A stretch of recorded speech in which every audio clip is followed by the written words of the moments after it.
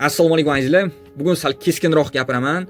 Ota-onalarda eng qo'rqitadigan savoli va holati fiziologik sariqlikdan kelgan.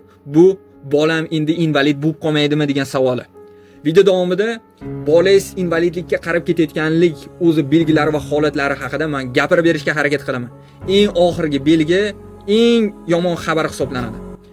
Birinchisi, bolangizni sariqlik tepadan pastga ko'chyaptimi, o'zi qo'rqing va birinchi navbatda o'zi tirsak va undan keyin tizza bo'g'imigacha borayotgan bo'lsa va undan kaft va to'ngacha borayotgan bo'lsa, asoratlarni kutib olavering degan o'zi xabar bo'libdi sizga. Iloji boricha chora-tadbirni mana shungacha qilishga harakat qiling. Undan keyin bolangiz ayni ko'krakda olmayotgan bo'lsa, sut oziqlanmayotgan bo'lsa ham, bu ham yomon xabar hisoblanadi. Yoki sut emayotgan vaqtida ham, ko'krakda olayotgan vaqtida ham tez uxlab qoladimi, lanch bo'ladimi yoki gohida o'sha olayotgan vaqtida hushdan ketib qolsa ham, bu eng yomon xabarlardan biri. Iloji boricha bungacha olib bormaslikka harakat qilinglar.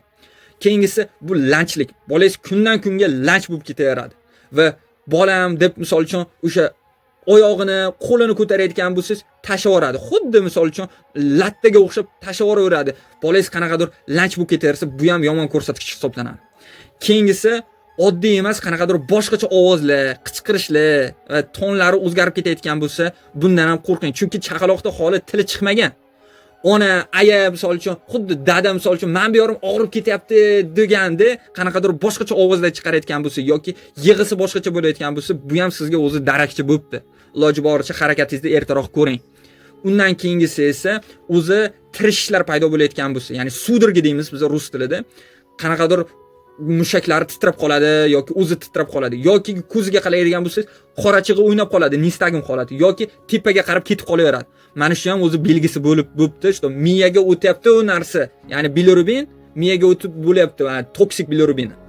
Undan keyingisi eng oxirgisi va eng qo'rqitadigan holati bu mushak tonuslarining o'zgarishi. Ya'ni kallasini orqaga tashab ketaveradi. Mana bunaqa qilib.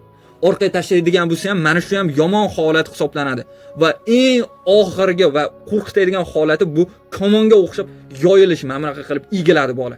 Mana shu holat ham kamdan kam uchrasa ham, eng oxirgi holatlarda uchrasa ham, ba'zi bir holatlarda men aytib o'tib ketaman, markazlarni ham bloklash orqali asfiksiya, ya'ni gipoksiya bolani o'shanda holatda yo'qotib ham qo'yishingiz mumkin.